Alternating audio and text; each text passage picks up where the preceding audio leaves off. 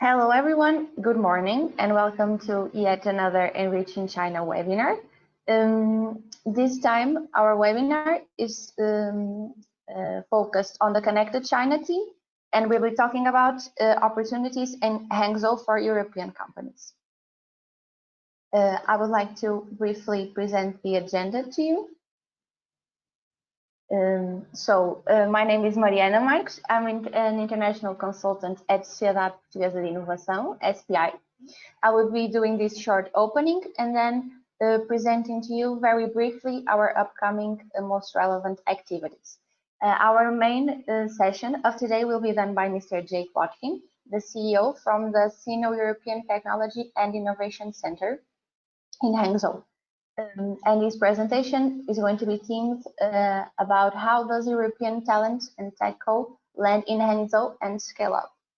And to close our webinar for today, we will have the questions and answer session. For this, you are able to write your questions.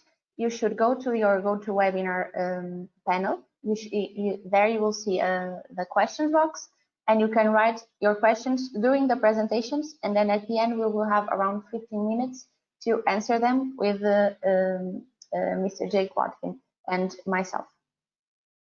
So please make sure to be writing your questions there so we can read them at the end. So now, just to briefly talk about a few relevant activities that ENRICH in China is currently organizing to you and that we think could be relevant to be shared. We have the COVID-19 response call that has been open for a few weeks now, but we are still looking for expressions of interest to this call. So we provide financial investment opportunities for innovative companies that have solutions during the COVID-19 pandemic. ENRICH in China has a global range of investors who are looking for these innovative ideas. So if you'd like to present one and be in possibility to receive this investment, you can go to our website and be informed how you can participate in this response call. We also have currently open the call for ENRICH in China community. Our community represents a network of actors interested in engaging with the Chinese market, either by benefiting from or providing services to European innovation and business players that are willing to enter or cooperate in the Chinese market. So ENRICH in China has at the moment this open recruitment call for external service providers, soft landing zones, and members, which are the three different categories that we have within the community. This call is open until July 31st. So you can go to our website and also check all information about the call, the requirements to apply for each of the different categories, the terms and conditions, and you also have there the application platform, so you can present your application to the call for the community. Finally, we are also promoting a very interesting opportunity for European companies to be able to receive a free market analysis within the Chinese market. So if you're interested in taking your first steps into the Chinese market, we can support you with this free market analysis that is valued at around 5,000 euros. This market analysis will be conducted by one of our soft landing zones in China. At the moment, we already have 6 soft landing zones, and they will, according to the region that you're more interested in or the market sector that you would like to focus on, we would get in contact with our most suited soft landing zone to help you. You can also express your interest by filling the questionnaire that is linked in our website before June 29th. And to finish, just to give you a brief overlook of our upcoming webinars, June is a very active month within this regard. So this week, we still have one more webinar on Friday that will be focused on the 5G theme, and we'll be presenting innovation contest that is happening in July in Chengdu within the 5G industry. So on 17th of June, we will have a webinar organized in cooperation with the Embassy of Sweden in Beijing, focusing on COVID-19 with the theme post-COVID-19 era, EU member states and China in the pursuit for growth. Additionally, we'll also have a webinar on June 19th in cooperation with Innovation Center Denmark about the theme of child-friendly city adaptation, talking about current circumstances and opportunities. In October, we will also have our digital funding forum. This event was going to be our annual funding forum, a presential event, but due to the current situation that we are living in, we have shifted the format to a digital funding forum, and we would be very happy to count with your participation in this event in October. We will be soon releasing more information about it on our website. So now I have finished the presentation of our activities, and I will be passing on the word to our key speaker of today, Mr. Jake Watkin. You can please go ahead. Thank you. Thank you, Mariana. Welcome, everybody. Good morning to those of you in Europe, and good afternoon to those of you in China. Thank you, Mariana, for organizing this, to everybody at SPI, to ENRICH, and of course to Horizon.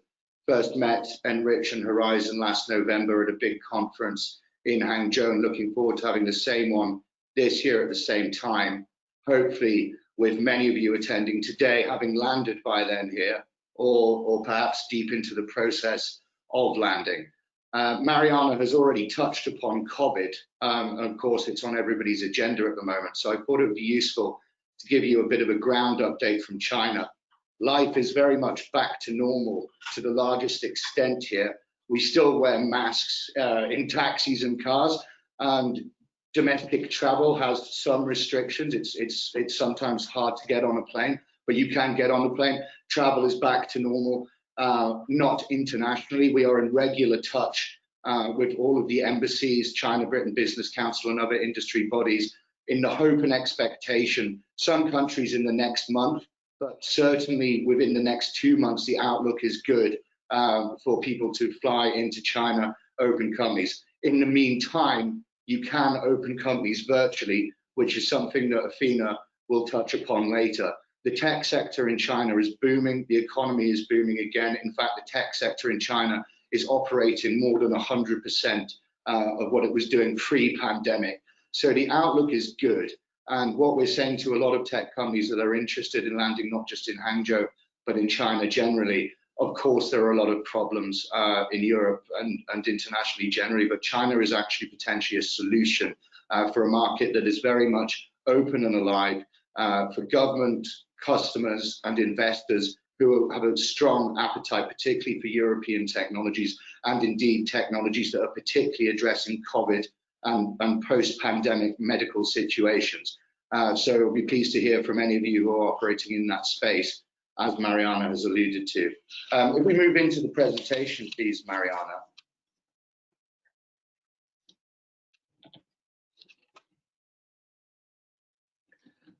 Well, to give you my background, I am the CEO of the Sino-European Technology and Innovation Center. I've spent 7 years on the ground in China, cumulatively over two spades, one in the first in Hunan and Chongqing and Shanghai, and now returning after a 7-year gap to lead our operation in Hangzhou. My background has always been in Sino-European technology transfer to China, particularly in the venture capital space, on the ground in China, always working with government, always working in tech parks, and even founding and leading a branch of the British Chamber of Commerce for 3.5 years. Our Vice President of Operations, Athena Wong, runs the very detailed and technical process of landing companies here. A brief introduction, Athena, before we move on. Thank you, Jack. So this is Sila here, and as Jack mentioned, I'm taking care of the operations and also providing all the support and the services to TechCos when you are coming over here. And in terms of my background, I have always been in the innovation and the entrepreneurship community for the past up to I would say 6 years. And before that, I was in the IT industry for 10 years. And from 2014 to 2017, I spent like 4 years in Boston, and we ran an incubator over there. And after I came back from Boston to China, I was taking care of the overseas innovation center development of the SF Innovation Center before I joined the team with Jack on our Sino-European Technology Knowledge and Innovation Center here in Gongshu district in the Heytei Park. Thanks, Sabina. So we start at the top. Where is Hangzhou? What is Hangzhou about? Moving on, Mariana. Capital of Zhejiang Province. Most populous city in Zhejiang Province being one of the, always has been for a millennia, one of the richest provinces, most prosperous provinces in China. 20 million metro population, 8 million downtown. Marco Polo actually lived here in the 14th century and claimed it was the best city in the world at that time. A current foreign population of around 50,000. GDP last year of 1.55 trillion RMB, 6.8% growth rate, 200 listed companies in this city, 150 sci-tech incubators, 42% year-on-year growth in patent registration, 47 universities, recently reported by PricewaterhouseCoopers to be the #1 city of opportunity in China. It's #1 new first-tier city on the Chinese Innovation Index, which is measured on the amount of startups, fundraising ability, startup platforms and incubators, high quality and fast growth, local TechCos to marry them to consumption of the population, urban scale and growth. It's also almost always considered to be the most livable city in China. It's genuinely a very beautiful place, centered around a giant lake with rolling hills in the background, countryside, great for the outdoors people. And only 45 minutes on the train to Shanghai, arguably one of the most metropolitan cities in the world, with great access to the capital markets there for emerging TechCos. It's also the #2 city in the world for nightlife, in China for nightlife at the moment, apparently, for those of you who like that.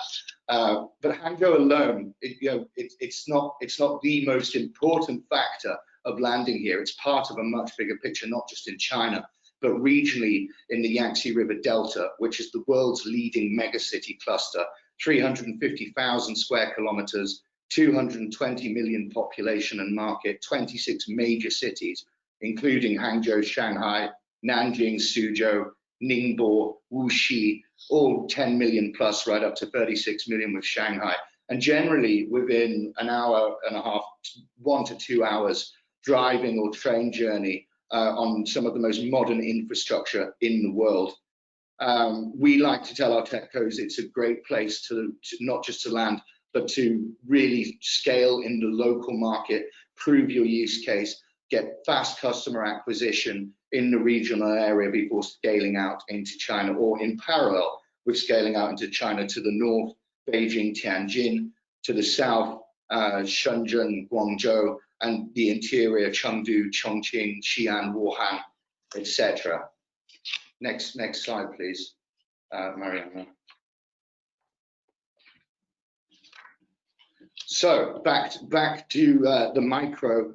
Hangzhou is a very large, very innovative city. We are actually situated in the newest technology zone in Hangzhou, which is in the Gongshu district, a 3.4 square kilometer tech district with some of the most innovative government policies in the whole of China, and one of the only districts left from our understanding in China which still has considerable funding for international foreign enterprises to land. 3,800 high quality enterprises already landed. But to give you an idea of the domestic ecosystem on our doorstep, either already established or establishing by Q1 next year, we have the likes of Huawei, Lenovo, Sina, Shunfeng. Afina used to be the operations director of Shunfeng until last year, known as the FedEx of China, 30 billion market cap. But very interesting stat on Shunfeng is that they have 10 million B2B customers, which is almost double the amount of registered businesses in the entire United States.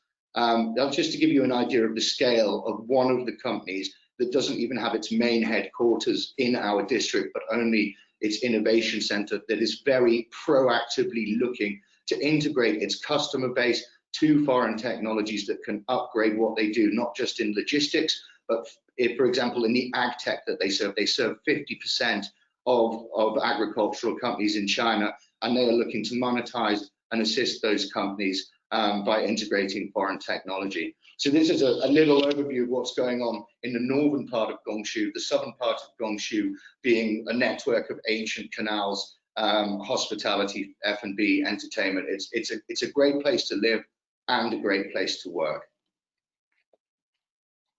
Next slide, please, Mariana.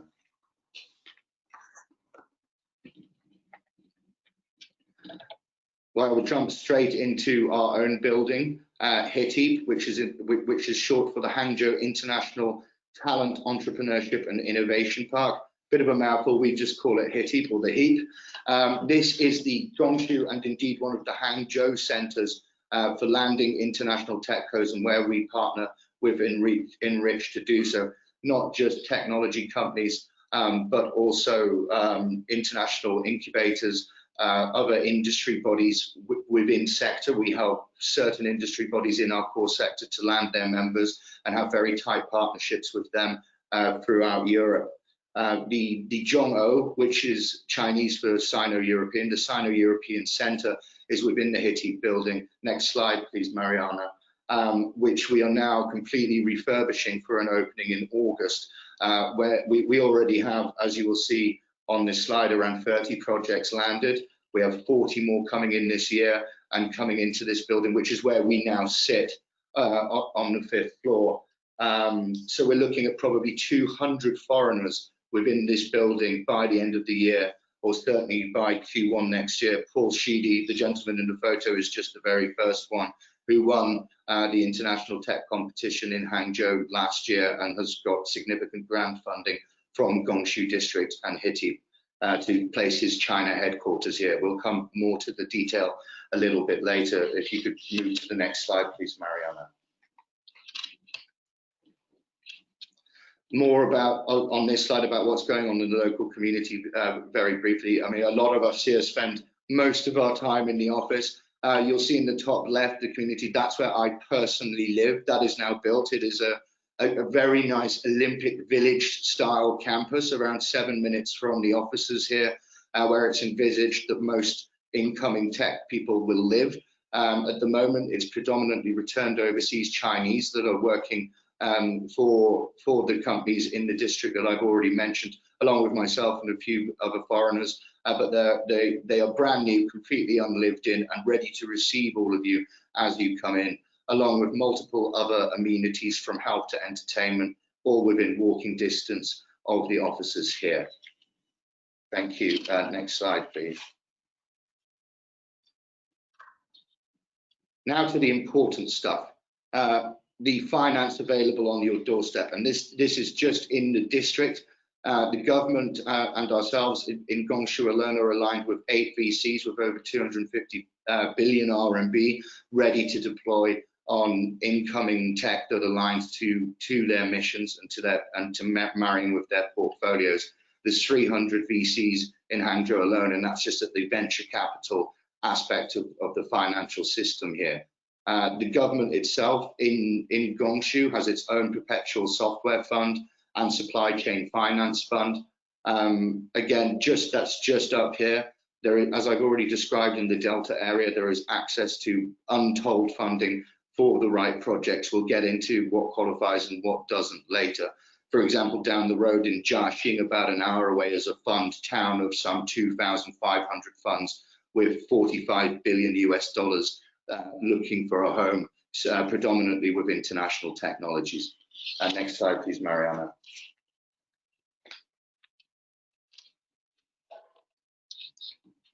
and keep going. I want to give you a look at the designs for the Zhongou Center itself within the Hittite building. The walls are being banged down as we speak. They move very quickly here, so this will be open in August. It will have the building already does, but this will be more upscale. Everything that you could possibly want in a tech hub and co-working space, from private offices to gym, to outdoor space, seminar rooms, R&D center, labs, maker space, auditorium, etc., etc. The purpose of this center is not just to land, it really is to match and scale. The opportunity in Hangzhou is that the domestic tech ecosystem is incredibly well developed. The foreign tech ecosystem, not so much so, and that is what we're trying to develop and create here.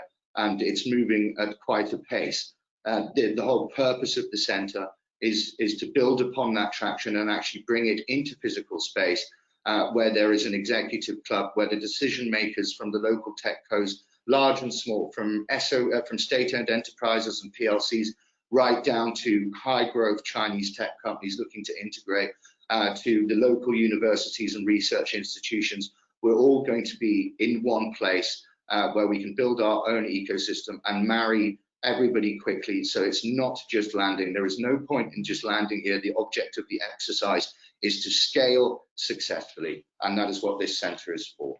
Next slide, please.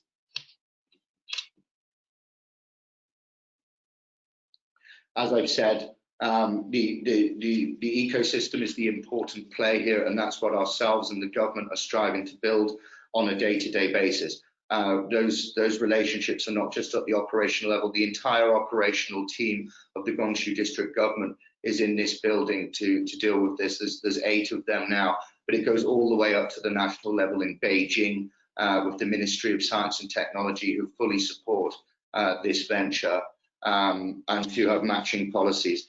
Post-COVID, as I've said, science and technology is the main focus of the Chinese government. From the very central, most powerful level right down to district levels, and the economic activity in this sector is driving the country back forward from its little blip in growth in the first quarter.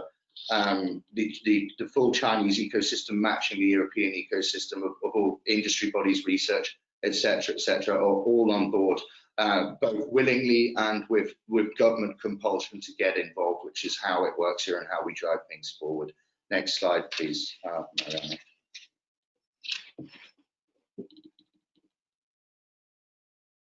So yeah, our mission is to grab demand driven from the ecosystem. Like I've said, we are not in the business of bringing anybody in here. We really want to make sure that you are qualified, that you are not wasting your time, and that you are completely looked after from idea to move to China through to landing, administration, bank account opening, company registration, tax, insurance. If you're coming and you're bringing children, down to making sure that they're put into the right international schools, right through to the big picture stuff of making sure that you have the right partners, the right access to finance, that your IP is protected, etc., etc. Next slide, please, Mariana. Now we have a very general focus, and you look at this slide and there are 5 core sectors. I don't want anybody to think that if their technology doesn't address one of those sectors that they're not welcome. That is not the case at all. And these sectors are very broad. What the government really looks for is technology of any stage, but particularly with founders with strong academic backgrounds, PhD, master's level, PhD preferred, getting the bigger grants. University spin-outs are particularly encouraged.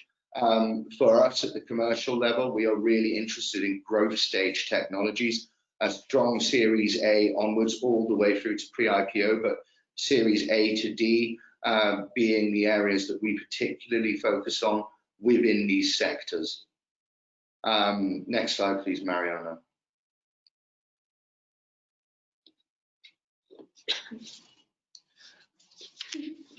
As I've said, we like to operate a demand-driven model. We identified gaps in the Chinese market within the ecosystem across a very broad spectrum of commercial, financial, and government partners. This is a view of our ecosystem, but we are not limited to this ecosystem.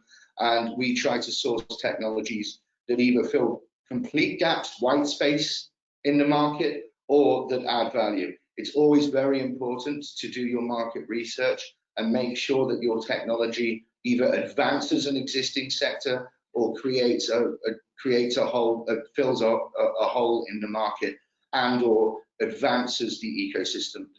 Our government partners in particularly love to see value add to the local and national level ecosystem. Most of the technologies you see on this very broad list are underpinned by AI, machine learning, blockchain, robotics, etc., etc. But the bottom line is, if you have a cutting edge technology, you're at the growth stage, you're IP rich, and you have PhDs, you're going to be very, very welcome here. And you need not have a PhD. It's just preferable to have a PhD if you're at the seed stage. At growth stage, your academic background tends to matter a lot less. Please move on, Mariana. So we provide 5 core services. We very much, as I've already described, believe in market first, capital second. All companies are going to need capital at some stage as they land and grow in China, but they will likely not be able to access that properly unless they've got a proven market. So we employ the process as I've already described. In real terms, we look to get you commercial traction within 6 months. So the landing process takes 1 to 2 months, and what we do is we run in parallel, opening discussions, negotiations, driving forward relationships with the right commercial partners, be it through demonstrations or pilots. If you advance more quickly than that, that would be anomalous. You know, to get contracts within 6 months, it's not impossible at all, but just want to manage expectations properly. It's unusual. Typically, you'll get a demo or a pilot. It will function well. You'll use it as a showcase for other potential corporate partners and investors, and then very quickly you will avalanche into strong POCs, commercial contracts, which you can then leverage for what we call a China Series A. If you're coming from an A, B, C, D series in the West, we still call it a China Series A because it will be the first round of financing you take on the ground in China. But you need to prove that market credibility in order to get that in most cases, unless you have a really breakthrough technology, which I'm sure many of you will do. Government liaison being the second core service. As I've said, we work on an operation level day to day here in this building to handle all of the landing. But it's not just that. The government doesn't just want to build this building. They want to make a showcase district for the whole of the rest of China and be market leading in this space. Their policies are very forward thinking and innovative. So they don't just want to land you. They are extraordinarily helpful in connecting you to commercial partners and investors, not just within the district, but within the city, and sometimes even in China as a whole. Many TechCos, if this is their first time to think about landing and entering in China, obviously point 3 is very important to them. We treat everything on a case-by-case basis, but we can explore onshore, offshore structures with you, means of offshoring capital. Once you're making that money, of course, you're going to want to look at repatriating profits as you make them. There's a lot of legals and corporate finance involved in that, which we will help you to handle, as well, of course, as the long-term intellectual property protection that yourselves and your shareholders will require. Talent and operational support. Of course, you're going to need a team. You can't always just immediately transfer foreigners to a market that they don't understand. There needs to be a truly blended Sino global team. Luckily, Hangzhou does have the best inflow of talent, both onshore and offshore, in the last 2 years, and particularly in the tech space. So the Zhongho Center will help you, if you want that help, to identify your interim general manager, to hire your software engineers, even to hire your board members or sit on your board, right down to the more junior staff. And finally, as already described, the capital access. Thank you, Mariana. More detail on this slide on the more microservice provision. What I would call the boring but very necessary stuff. that I've described at length already. But we're also very much involved in driving forward events, ecosystem, community development, PR, etc. on behalf of the company, getting you set up on local networks, WeChat, helping you with marketing strategies and get out to market in the softer sense rather than just the hard sense of delivering POCs. We also have research teams and sectoral documentation available already, but also on a tailored basis as required per company. Now we're going to get on to the very practical side of landing, and I'm going to hand over to Athena for that, as she is the operational director who runs this segment. So thank you. Thank you, Jack. Mariana, please. Yes. So we know that Jack already introduced why we should come to Hangzhou. What do we have here? And he also introduced what kind of services we are supporting.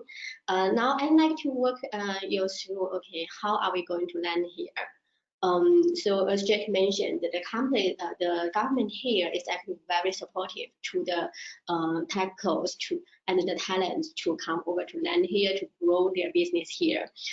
We have different government policies at different stage to companies as they grow. So as the first landing one, we have this talent policy called the Canal Talent Policy.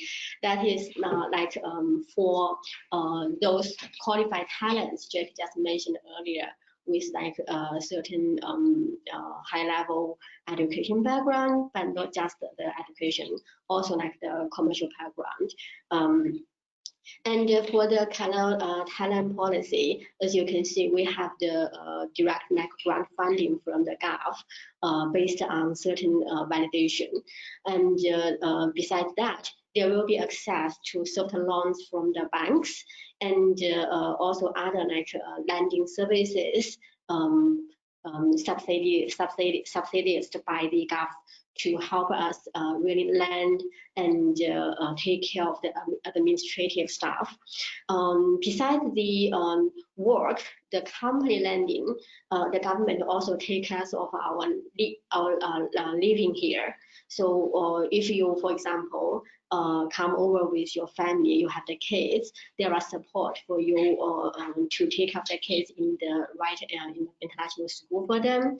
And the apartment, the government fund also have the subsidies to cover that. So we will have more details about this, about this kind of talent policy in the next slides. And Mariana, please, last.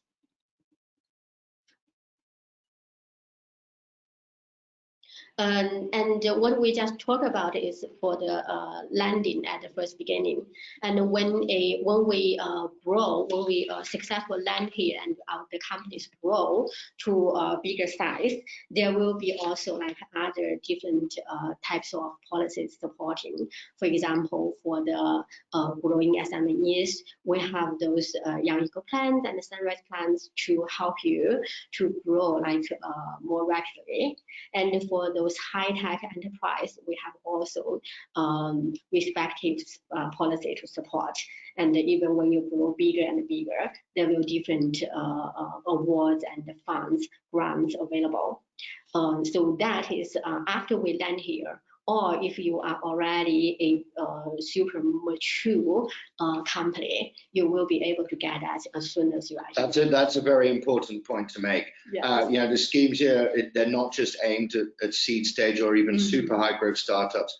All sizes of companies are very welcome here. Yes. And if you are already a mature SME or a large company, please do let us know, because you will have very case by case tailored policies which exceed the policies that Athena is about to take you through. Yeah, it's definitely going to stage by stage at different level. When the company grows, there will be different kind of support that is available. So that's what we can see when we are here. And if you are interested, we can have more communication after this webinar to discuss further. And last slide, please, Mariana. Thank you. Yeah. So next, I will walk you through about like those kind of like processes and the timetable on what we will do for landing and how long it will take. First, it's about the Gongshu's career talent policy. So as I mentioned, this is a talent policy for those really like high-level talents with promising like the technology and the projects. So the government will organize validations, formal validations in every quarter. And the last one we had is actually just kind of like 3 weeks ago in middle of May. And the next one will happen in Q3 if you are interested. And we can prepare you for that one. And for the validation, you will see the talent policy has like different levels for the companies, like the category we call A, B, C, D. And for each category, there will be specific like different level of fund and other support like office spaces, like also the loans, soft loans, access to soft loans from the banks, and also like the rent subsidies for the applicant to rent the apartment here. So those different level of support to the companies. And next, please.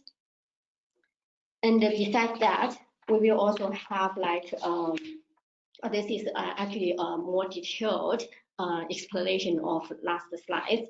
For example, the enterprise entrepreneurship funding is actually from 1 million up to 15 million to different category of the company.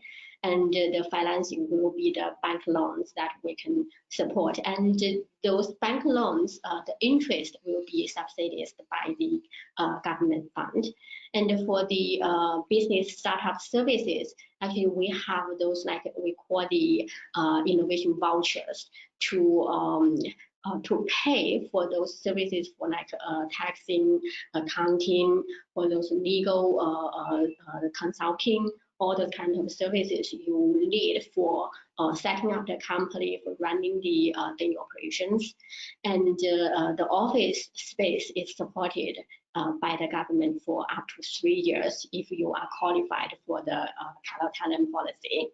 And also the transportation, the insurance, and if you have kids going to school, that will be also be supported by the gov.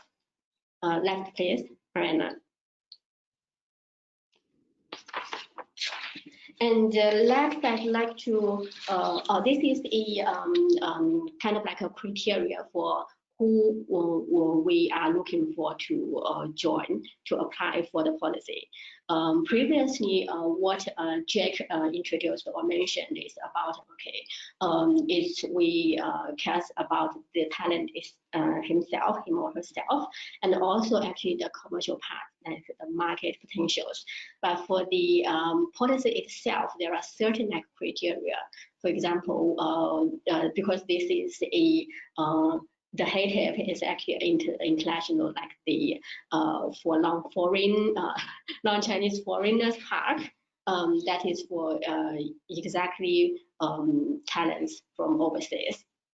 And there is an age we can see here, like 50 years old, but it's not kind of like a what we can see. If you are like over this age but have really breaking through technologies and really like high potential market potential companies, you will also be welcomed here. Yeah, I think it's very important to emphasize that these are very base case rules that are not applied rigidly. They are guidelines only for what the judges typically look for. And to give you an example, we have a gentleman from Israel who's significantly older than 55, who was just granted an A category in the last validation. So again, don't be put off by this. If you've got the right tech and the right background or the right commercial success, you're not going to be ignored. Yes, that's true. So we can see that will be case by case status. And besides that, there is some requirement about the applicant for the policy need to be either the key founders or the founder of the company, and definitely need to be the biggest shareholder of the company, holding over 30% of the shares of the company. And to be clear, that's the China code that you establish in China. It is not necessarily your parent company. Right. It's the Chinese headquartered company that you establish as a subsidiary of that company as you enter. Yes, yes. For the companies, we are registering in Hangzhou, exactly. And besides that, we encourage or welcome companies have their independent IP rights, have your own patents. That is what we mentioned earlier about like the technology. Either it's something really like different or new to China, or it's fundamentally better than what's existing here, and have like really promising market potentials. And there's another thing at the last, you can see that the Shall I take that one? Okay. Yeah, it's again, it says a 6 months minimum time spent for the lead applicant. In reality, that's not exactly true. 3 months is typically enough. What they like, this policy is written defensively to make sure that we don't have what is called grant grabbers who grab grants and then disappear and don't actually establish their business. So this is just a means of terminating any contract of people who take a grant and then don't actually open a business. In reality, as long as you're present, as long as you're moving forward, you will find yourselves continually welcome here. Yeah. So as what Jake said, it's actually it's fundamentally meaning that you are really doing business here and you are making progress. That's the most important. How are we for time, Mariana?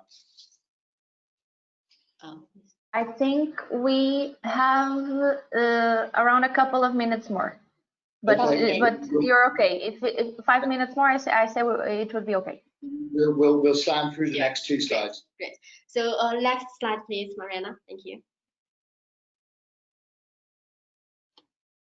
So we talk about the criteria for the applicant, and I like to walk you through about like how much time it will take and what are the steps.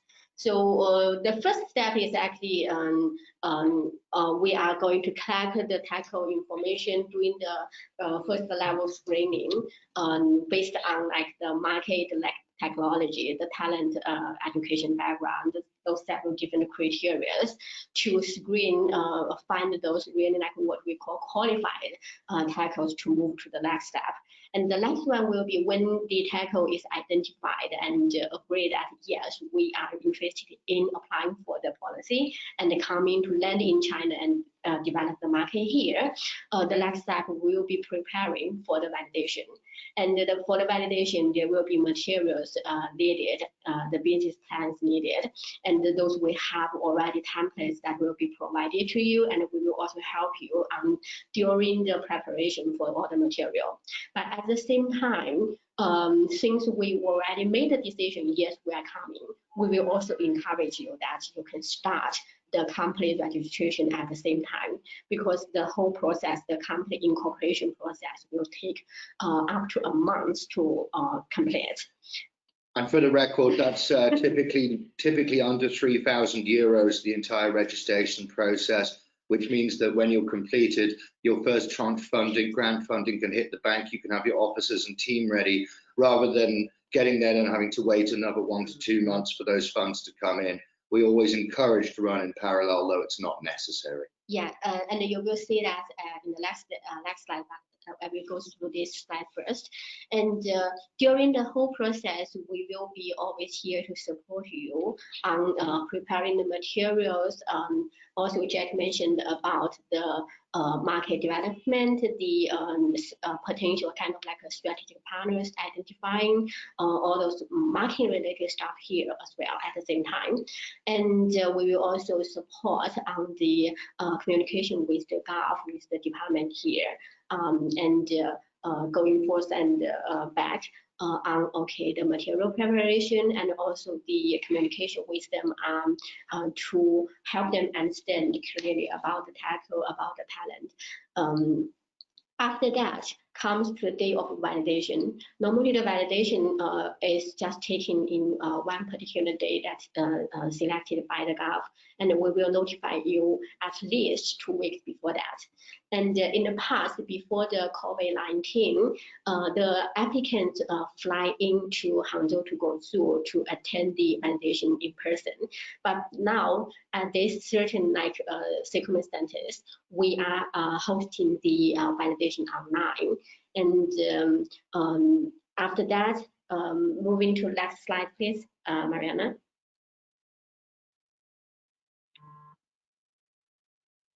So after the validation, the government will take about 4 to 5 weeks to finalize the validation result, which means, okay, what category the company belongs to and how much fund will be allocated to the company. And actually, during these 4 to 5 weeks, we will keep on the communication with the Gov to help them to understand, okay, what has been done during the process. What if we, because we are already working on the marketing related stuff in China at the same time. So what are the progresses, and also what are the more detailed landing plans, like the team building, like the office setting up. All those details, we will keep on updating them, keeping the communication going, so that you can have a better understanding about how everything is going on, and that will help them also to allocate the right amount, depends on our needs of the grant. And once the validation result is formally released by the Gov, we can move on to the steps of signing a contract with them, and then officially landing, kind of like being physically here, the team being here. And once the company is registered and the team in place and the contract is signed with the company, we can come to apply for the first batch of this fund, which is 30% of the total amount.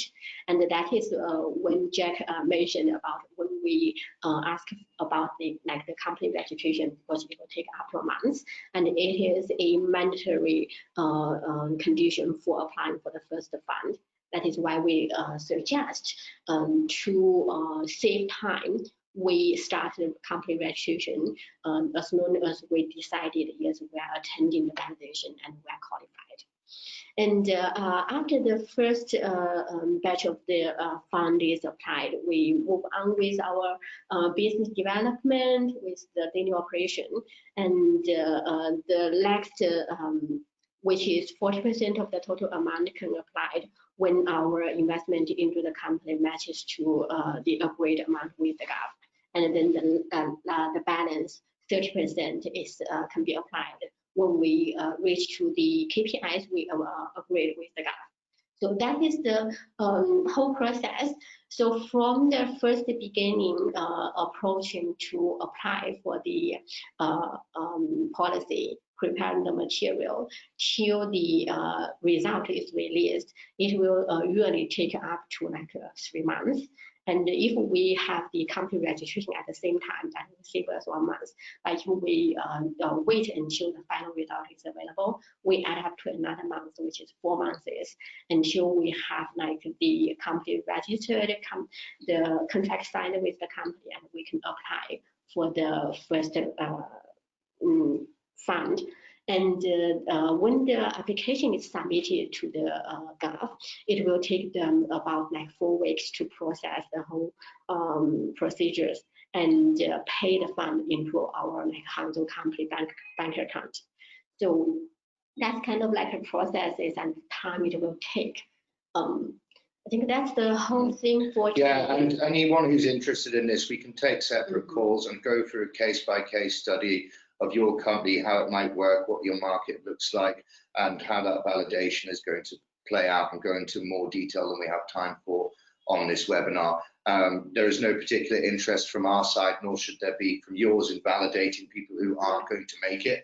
we must have real confidence that grants are going to be allocated, that you have a market, and we're going to bring you together with true corporate and successful market entry and scaling. So that's what we want to talk to you about offline if you're interested in this process. Yeah. Please get to the final slide, Mariana, and you can come and join us here sooner or later as you wish. Yes. And over to you, Mariana, for questions and answers.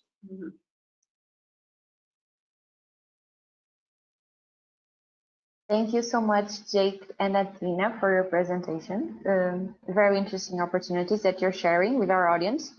Let me just mention once again to our attendees that we have now the opportunity of making a few questions to our speakers of today. So please go to the questions section in your webinar panel and write any questions that you have. I would also inform you that if you don't have time to make the questions today, you can email us at china@enrichcenters.eu as you're seeing in your screen, and we will put you in contact with Jake and Athena for any question that you have. We will facilitate that connection. For now, I can start with the questions that we have. We have here a question about the Gongshu talent policy program. If there is any deadline to apply, or is this an opening, a currently opening opportunity?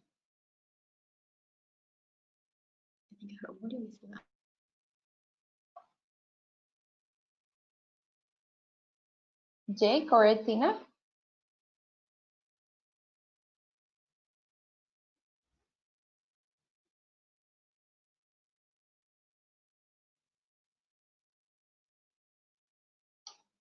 Are you there?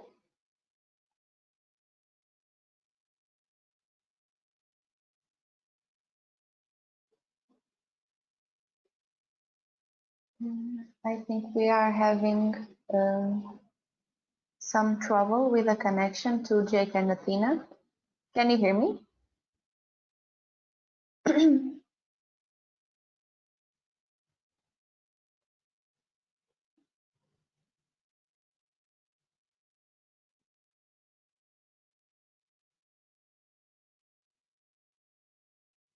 Athena, can you hear me? Yes, I can now, Mariana. Sorry. Okay, great, Jake. Go ahead. So I was asking about the talent policy contest, if there were any fixed dates for the program to be occurring, or if it's an ongoing opportunity. If there were any, you're asking if there are any what?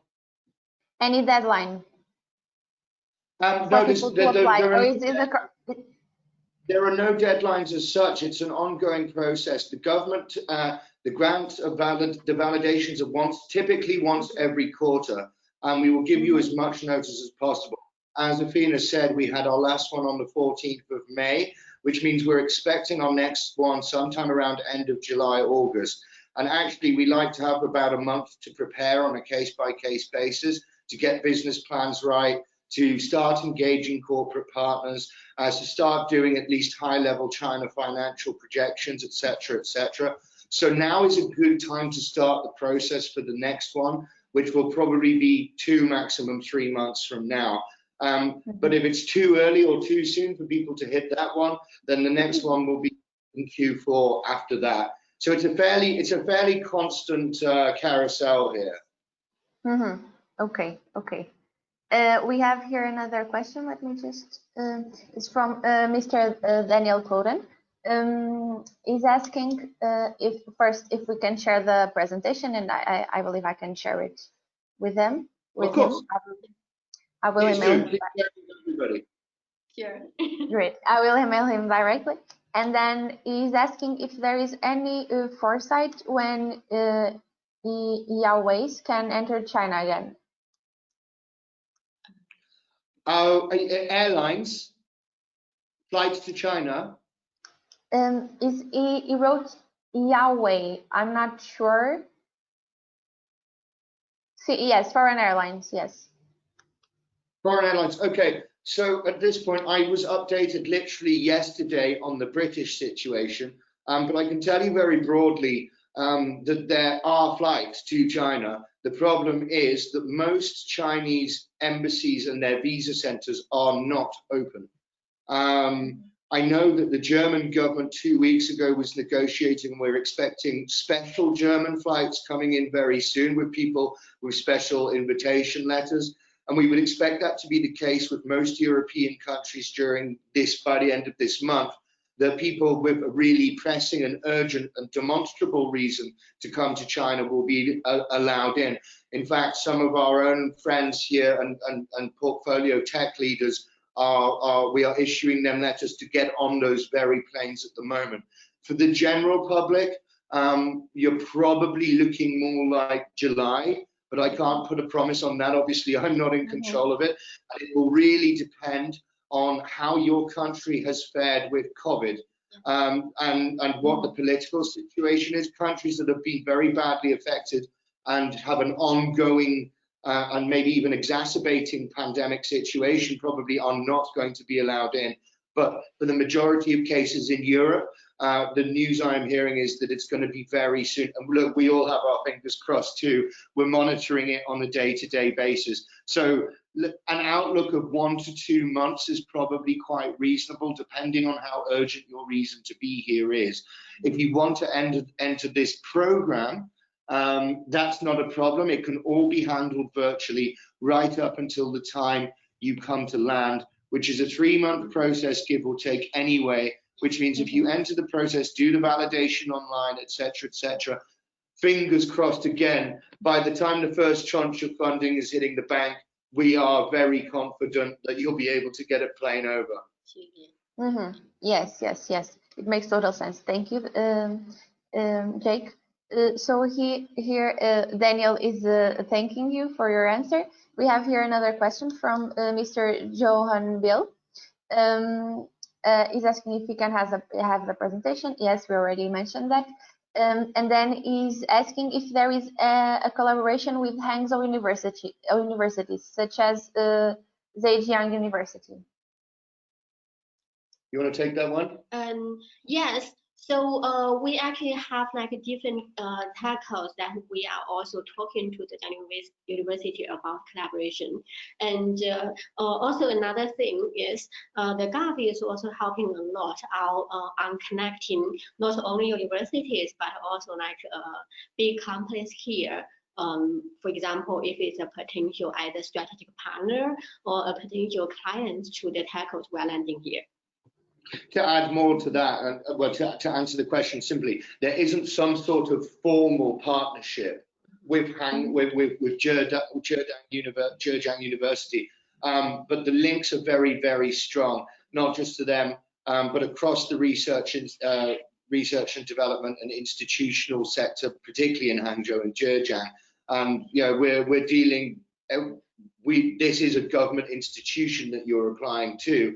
And they have reach at every level into all of these organizations with the expressed remit and mandate to support incoming companies. So although there isn't a formal partnership, there's an informal partnership at almost every level.